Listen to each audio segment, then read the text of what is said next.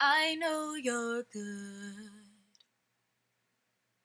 but this don't feel good right now. I know you think of things I could never think about. It's hard to count it all joy, distracted by the noise, just trying to make sense of all your promises. Sometimes I gotta stop, remember that you're God and I am not. So thy will be done, thy will be done, thy will be done. Like a child on my knees, all that comes to me is thy will be done, thy will be done, thy will be done. Like a child on my knees, all that comes to me is. I share my story, not for sympathy, because I am beyond blessed with 3 beautiful children who are beautiful, smart, and covered in love and grace, and they're children of the Most High God. I share my story in order to help someone to catch the signs early. I share my story in order to encourage other autism parents that you're not alone. God has ultimate power over everything, and you rock. You are awesome. You are amazing. You are doing the work of God. So my pregnancy with Justice, it came as a surprise. I was taking prescriptions for migraines and depression. After I found out I was pregnant, I weaned myself off of those medications, but I did it in only 3 weeks, which I later found out was too fast. So I suffered from horrible withdrawals. I got really sick, and then I continued to struggle with depression throughout the first trimester. At the end of the first trimester, I had a meeting with my midwife. Me and my husband sat down and discussed, mostly me because I was the one who was struggling the most, and did not really want to take medication.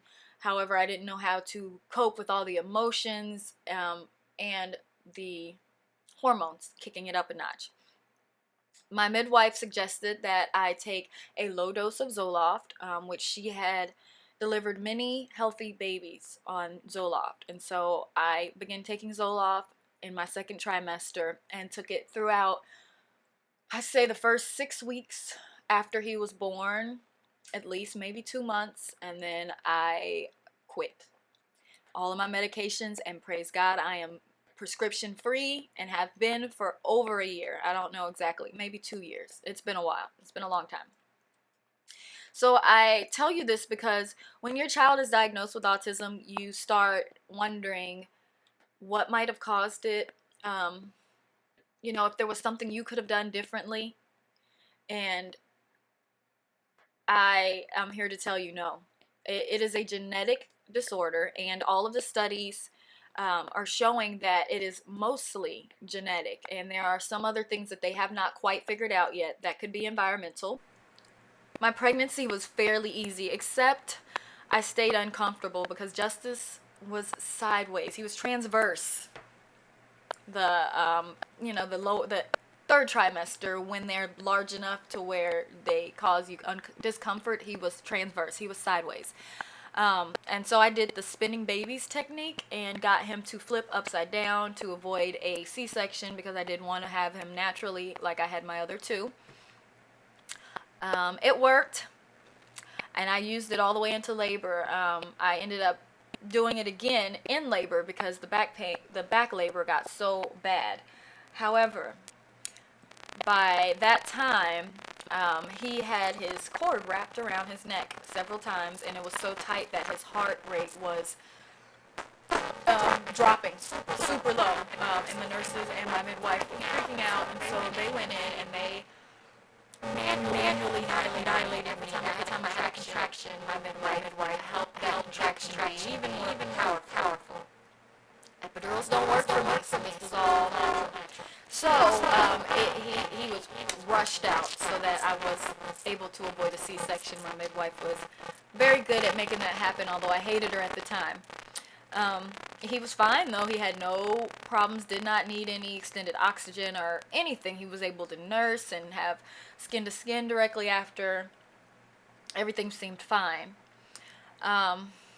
It wasn't too much longer that I realized that he struggled nursing so bad. His latch was horrible. He would not latch. And so I tried different techniques. I mean, I called the lactation nurse and had some advice on that, but then in the end I ended up going to formula. When I changed to formula, he began like projectile vomiting the formula. He did really bad with it, and so I tried a bunch of different formulas. I went back to the doctor a couple of times and asked for his suggestion, and in the end, none of the formulas seemed to help him. In the beginning, he seemed so miserable. And so me and my husband sat down and decided to use a homemade formula recipe that we had learned about from Jordan Rubin, who is a health and fitness guru, I guess. And so for 2 months, every single night, I made his formula. And he seemed so much better. He was immediately a different baby, and he was happier, and it seemed like it was less stressful on his stomach. So after he hit 4 months, I decided to try formula again, and I was able to successfully put him on the sensitive formula. So with all these feeding issues, I now look back and see that that was early signs of feeding issues to come. Everything else for the next few months went really normal. He seemed on track developmentally. He sat up and crawled and walked all at regular stages and times and ages. And it wasn't until the time that I introduced food again that I started seeing more signs. He would gag horribly, and it was very hard for him to eat. And so he became very dependent on the bottle. At the time, my best friend was babysitting him, and she would have some concerns, but at the time we didn't realize that's what it was. And she was just like, I can't get him to eat. He gags. He does not take it any. So we stopped on the babysitter's end because I was working full time. And then shortly after that, he started the humming. He would just ee, and it sounded, interesting. Like nobody really understood. They thought he was crying. A lot of people thought he was just whining or crying or unhappy, but he looked happy. He was happy. He was just making noises. Before he turned 2, I took him to the doctor because I was really starting to get concerned about his food,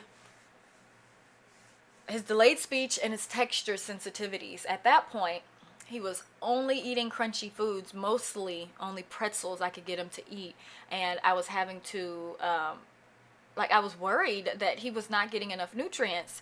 My doctor was not concerned. He was saying, he's healthy, he's growing, he looks healthy, he's gaining weight, he's on the right track, so I'm not too concerned about what's going on. He said the speech delay is something that is, not too late to where he would be concerned, but he went on and gave me a referral to the local children's hospital. And they just sent me in circles, and I ended up giving up on that. However, at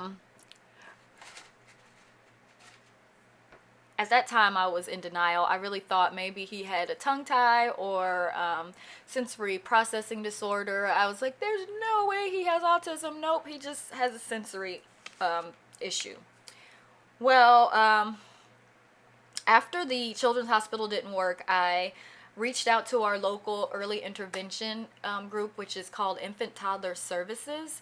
And they came, well, they did like a phone interview where they determined if they thought that he would be eligible for services, and he qualified. And so they came and they did more evaluations. And pretty much immediately when we started the therapy, his early childhood educator or therapist, she was like, we can test for autism, that's completely up to you, it doesn't really matter, our therapy would be the same either way, but that's an option.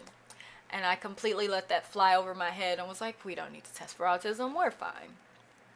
Well, after some gentle nudging from my family, I asked the early interventionist if she thought I should test him, and she said yes.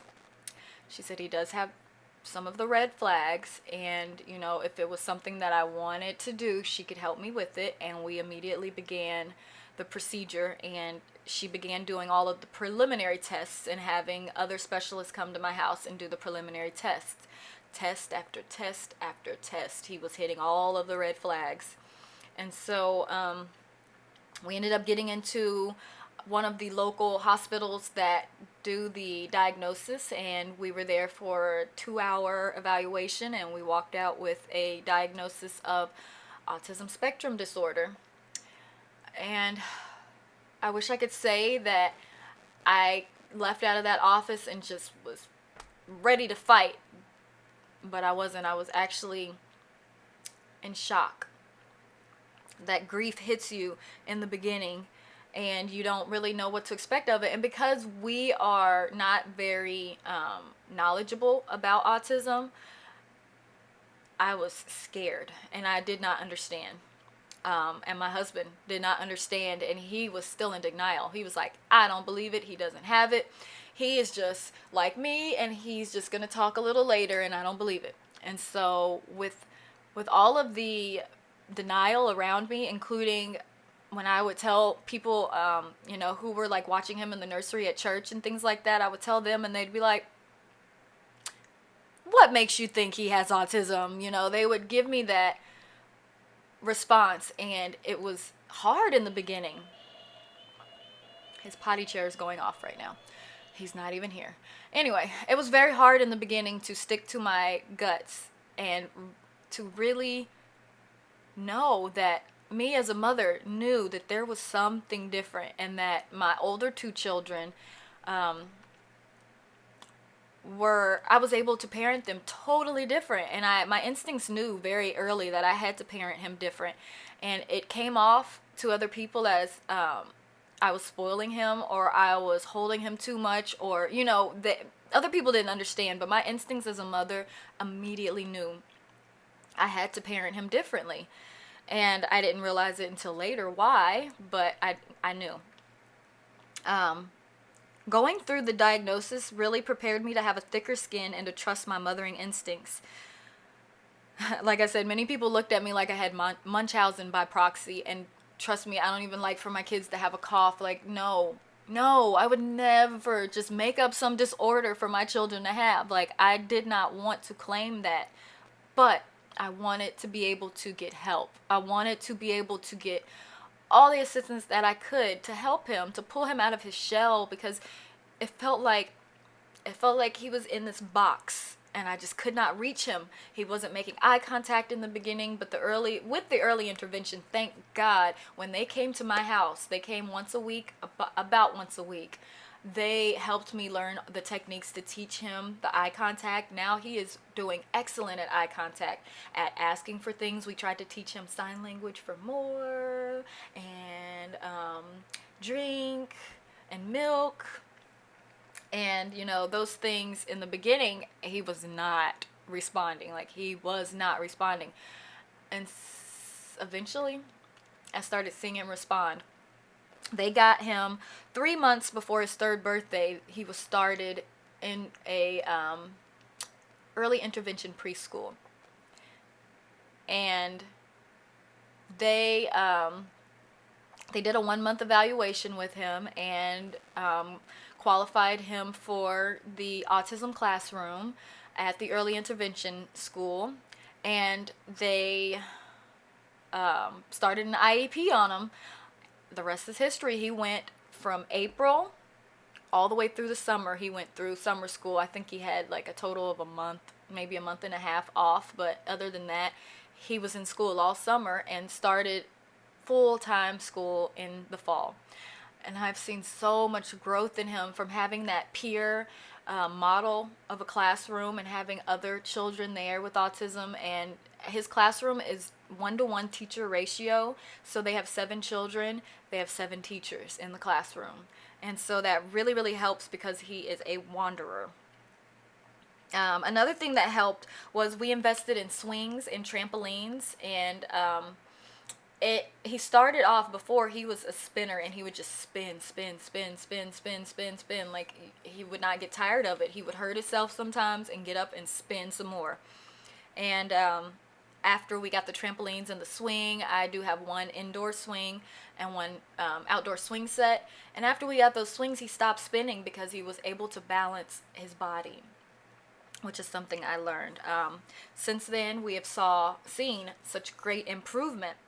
My son's specific symptoms are and were, because he has worked through some of these and are working through some of these. He had a lack of eye contact. He was humming a lot, spinning, hyperactivity, because he is a sensory seeker. There are seekers and avoiders, which confuse a lot of people. When they think autism, they think of avoiders. They think of the ones that are like, oh my gosh, loud noise, I can't take all the sensory stuff. But he's the opposite. He's very loud, crashing into everything, needs his senses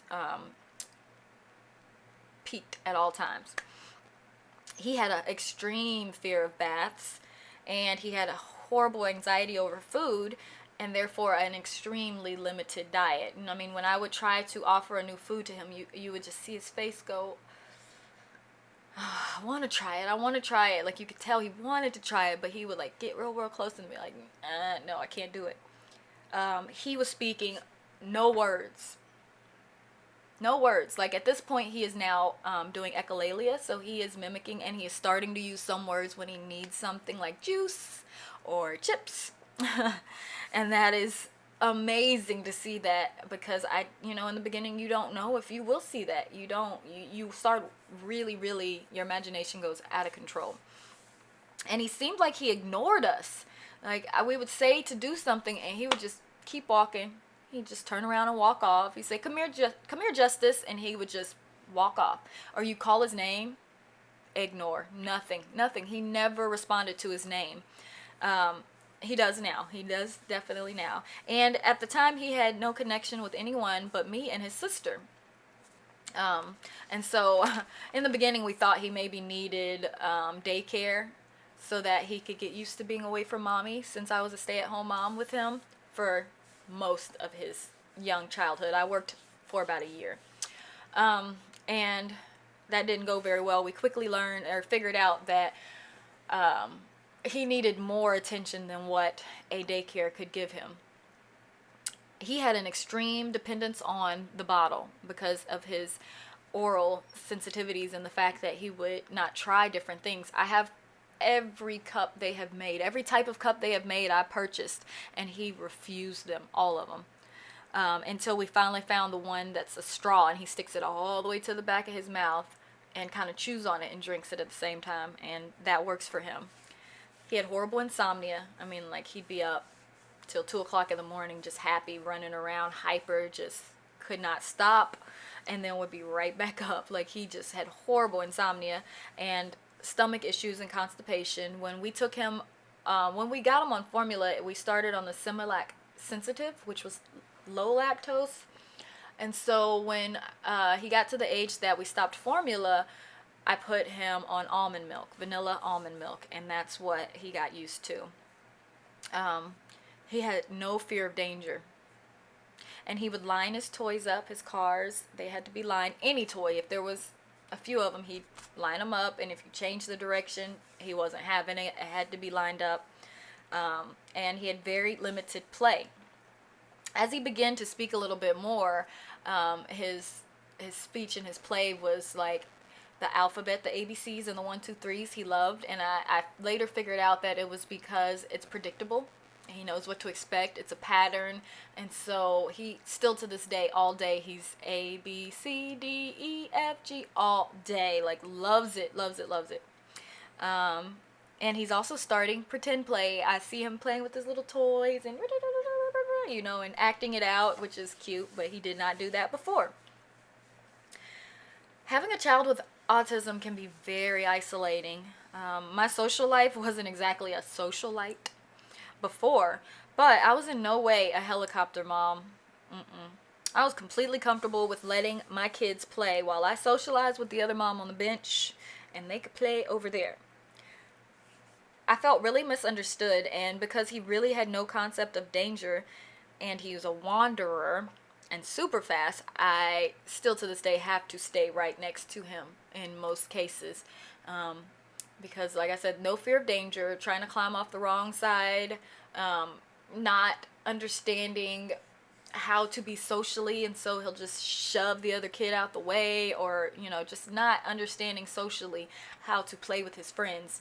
He still thinks that everybody's chasing him. That's the funnest thing ever, is he thinks they're chasing him, and he'll go play like that. But and now he does a lot of echolalia. You can really hear him like try to script out some of the movies he watches, but at this point it's like, you know, like it's gibberish, but it's so cute, so cute.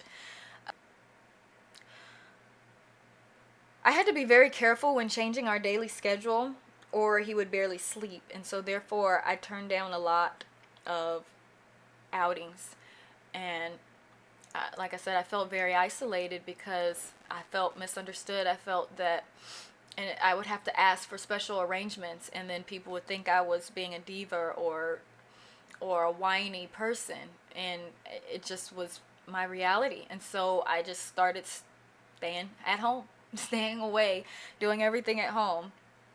I eventually learned to step out and do more things outside, and just know that I was going to get a great workout because he's like a treadmill. He's always going, and I just walk after him and get a lot of exercise. And I always have to be prepared when I leave with him. I have to have his special snacks, his special cup, and a few toys for distraction when needed. I mean, yes, that sounds like a normal toddler, but if I don't have those things, I will completely be frustrated if a situation comes up where I need to keep him undistracted. I learned patience. Oh, and discipline. That was a very hard thing because he wasn't understanding, and so I wasn't able to discipline him the way that I disciplined the other kids at 2, you know, at that age where they're starting to throw fits and tantrums and do all those types of things. Like in the beginning, he still is not really a tantrum thrower. He gets mad sometimes, but for the most part, he's a very sweet spirit. And however, he does not understand, he did not understand the redirecting at first. It was very hard. I had to learn patience and gentle redirection. I also had to learn how to maintain his safety while making sure my other 2 kids didn't feel neglected. They still struggle to this day with feeling like maybe he gets away with more, and I've had, even my husband at one point in time thought that I was treating him special or different, but he has made me raise all my children differently. He's made me think about being a mother way different than what I did before. And so, like I said, I've parented all 3 of them different now. And as he's getting older, it's getting easier. And I'm finally more accepted. I'm finally more comfortable with accepting that I may be limited in some areas, but his spirit is so beautiful, and it's so rewarding to see his progress. I have such high hopes for him, and just to see the progress that he has already made makes me a firm believer in early intervention. If you can just catch it early and do what you need to do to work on it. There's a picture that says the longer a child with autism stays um, stays, separated like that, the further away they get. I can't remember the exact saying, but yeah, it really helps to catch it early and work on it early before they start feeling, so different that that you can't help them. He is super smart and loving, and I thank God for early intervention. It made all the difference. Some of the successful people with autism that you may know or have seen on TV is Dan Aykroyd, Courtney Love, Tim Burton, Andy Warhol, Daryl Hannah, and Wolfgang Amadeus Mozart. I thank you so much for watching my story. If there are any questions you may have about autism, or how to get enrolled in your local early intervention, feel free to leave a message down below. And yeah, that's it. I wanted to remind everybody that I do have a Patreon page, and starting next week, and it will be the first Monday of every month, I will be uploading a Patreon only video. And so those will be only for our Patreon members. Don't forget, it's as little as $1 a month. Little as $1 a month, and you get all the benefits of Patreon. So be looking out for that. It will be a hair tutorial, a natural hair tutorial, not this one, but it will be a nice hair tutorial. So please look out for that, and go visit my Patreon page. And please, please, please become a patron. Thank you.